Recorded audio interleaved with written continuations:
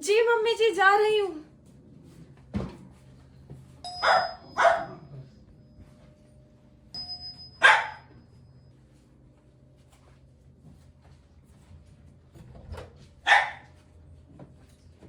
अरे क्या कर रही थी?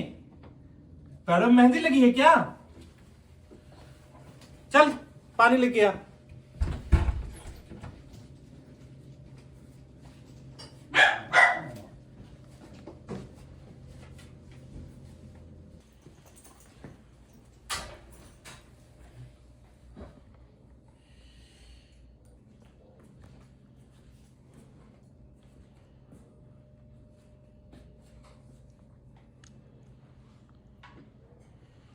अब खड़ी क्या है यहां? चल जा यहां से।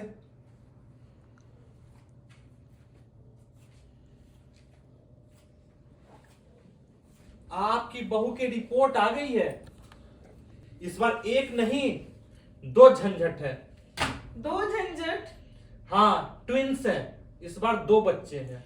तो ये सब छोड़, पहले ये बता कि इस बार हमें हमारे चिराग का मुंह देखने को मिलेगा या फिर तेरी बीवी फिर से हमारी नाक कटवाने वाली है बिरादरी के सामने। मेरी बीवी? मेरी बीवी तो आप ऐसा बोल रहे हो कि जैसे मैंने उसे भगा के लाया था। आप दोनों ने मिलकर इसे मेरे पल्ले बांधा है। हाँ हाँ हाँ बेटा जी, मुझे तो इसके साथ मत जोड़ो तुम, ठीक है?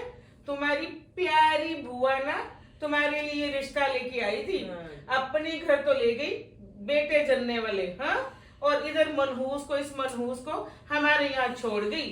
अरे चुप कर तू बुढ़िया, जब देखो मेरे परिवार के पीछे पड़ी रहती है। हाँ हाँ, आप तो मुझे ही चुप कराते रहा करो। अरे आप दोनों फिर से लड़ने लग गए। मेरी समस्या का समाधान तो निकालो। पहले तू ये बता कि लड़का है या लड़की? पापा, मैं गया था पुराने वाले डॉक्टर के पास, उसका वहां से ट्रांसफर हो गया है। और नए वाले डॉक्टर ने तो साफ मना कर दिया, कह रहा है बहुत रिस्क है। डरपोक कहीं का। तू जैसा मूर्ख नहीं देखा। अरे पैसे की ताकत उसकी जेब में डालता तो सारा डर खुद ब खुद दूर हो जाता। पापा, मेरे लिए ये कोई नया काम नहीं है। आप क्या सोच रहे हैं, क्या मैंने ये काम नहीं किया होगा? इस बार सब पर बहुत नजर रखी जा रही है। अब ये बताओ, अब दोनों लड़कियां ही हो गई तो क्या? हे भगवान, मुझे किस कर्मों की सजा मिल रही है? मुझे इस जन्म में पोते का मुंह देखने को मिलेगा कि नहीं? ये मनहूस करम जली नाश पिटी मुझे पोते का मुंह दिखाएगी कि नहीं इस जन्म में? मुझे इस जन्म में पोते का मुंह देखने को मिल जाता तो मैं आराम से स्वर्ग सिधार जाती। राम राम, मर भी नहीं जाती ये कहीं जाके। राम राम। क्या राम राम। अनाप शनाप बोले जा रही हो? और अब क्या करें? क्या मतलब? हम नेगेटिव सोच ही क्यों रहे हैं? हमारा भगवान हमारे साथ इतना भी बुरा नहीं कर सकता। और तुमने ही तो कहा दो बच्चे हैं, क्या पता भगवान इस बार हमें छप्पर फाड़ के देने वाला हो और दोनों ही लड़के हों। हाँ, ये तो हमने सोचा ही नहीं। अरे भगवान हमारे अच्छे कर्मों के फल भी तो देगा ना। वो कहते हैं ना, भगवान के घर में देर है अंधेर नहीं। क्या बोल रही है माँ? अरे पर सुनिए, हमें कुछ सावधानी भी बरतनी पड़ेगी। सावधानी? कैसी सावधानी? सही कह रही हो श्रीमती जी, सावधानी तो जरूर रखनी पड़ेगी। अरे मुझे भी तो बताओ, आप दोनों के दिमाग में क्या चल रहा है? देखो, मैं बता दूं?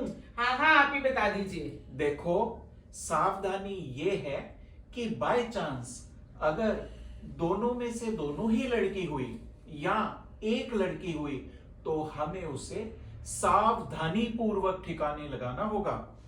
अगर हम पकड़े गए तो? शुभ शुभ बोल। और पिछली बार पकड़े गए थे क्या? अरे बेटा, तू बिल्कुल भी चिंता मत कर, डर मत। तेरे पापा सब संभाल लेंगे बेटा। तेरे पापा इस काम में बहुत एक्सपर्ट हो चुके हैं। और सुन, इस बार तो हमारा भगवान भी हमारे साथ है, क्यों जी? हाँ जी। हाँ सुनो जी, एक बात और, अगर ये मनहूस हमें इस बार भी पोते का मुंह नहीं दिखा पाई ना, तो मुझे तो अपने बेटे की दूसरी शादी का विचार करना होगा। और सुनो, दुनिया में लड़कियों की कोई कमी नहीं है। दोनों ही लड़की हुई या एक लड़की हुई तो हमें उसे सावधानी पूर्वक ठिकाने लगाना होगा। इस बार तो हमारा भगवान भी हमारे साथ है।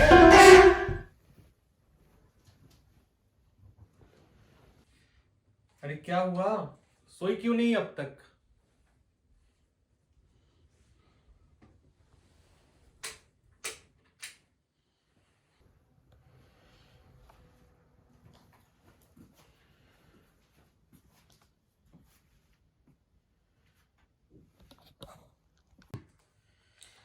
क्या सोच रही हो?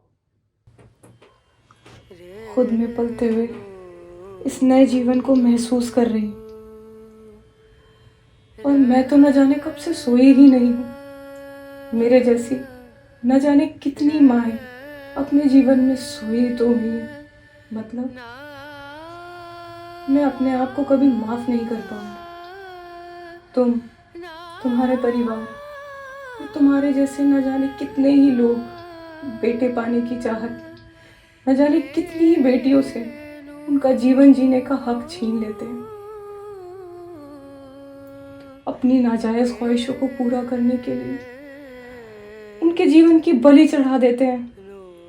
और इसमें हम जैसी माएँ न जाने अनजाने तुम्हारे इस पाप का भागीदार बनती है। तुम सभी का साथ इस गुनाह में देती हूँ।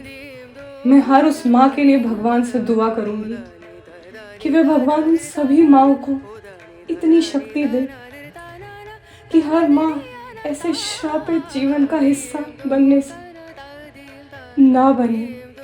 भगवान इतनी शक्ति दे हर माँ को कि एक जीवन को यूं ही किसी की नाजायज इच्छाओं पर बलि न चढ़ना पड़े।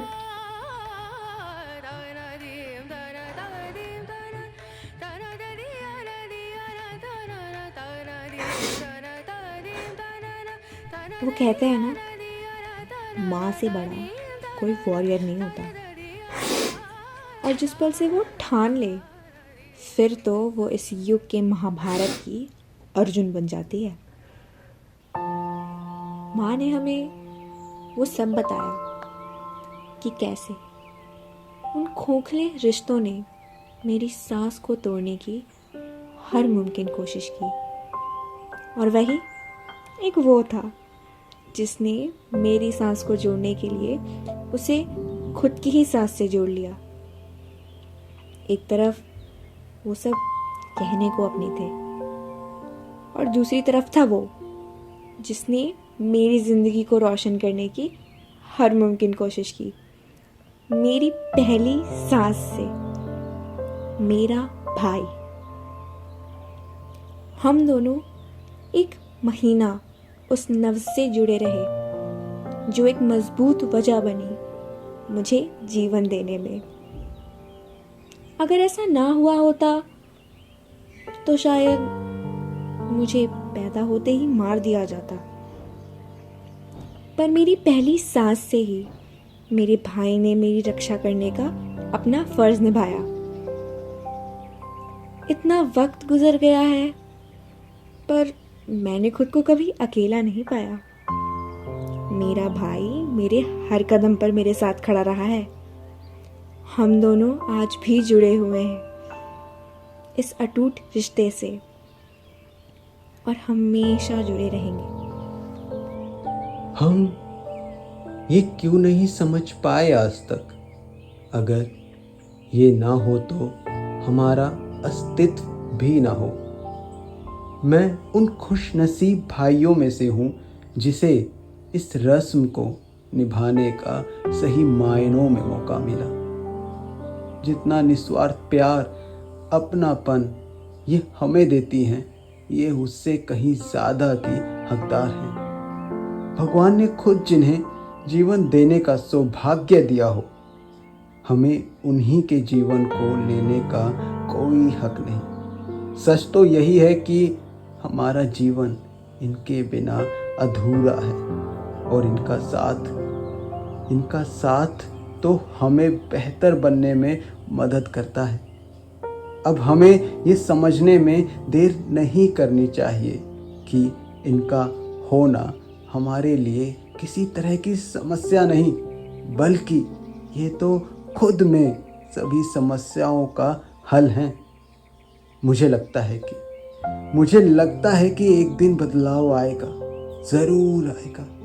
इनसे जुड़े हर रिश्ते की गरिमा को वो मान मिलेगा, वो प्यार मिलेगा जिसकी ये सच में हकदार है।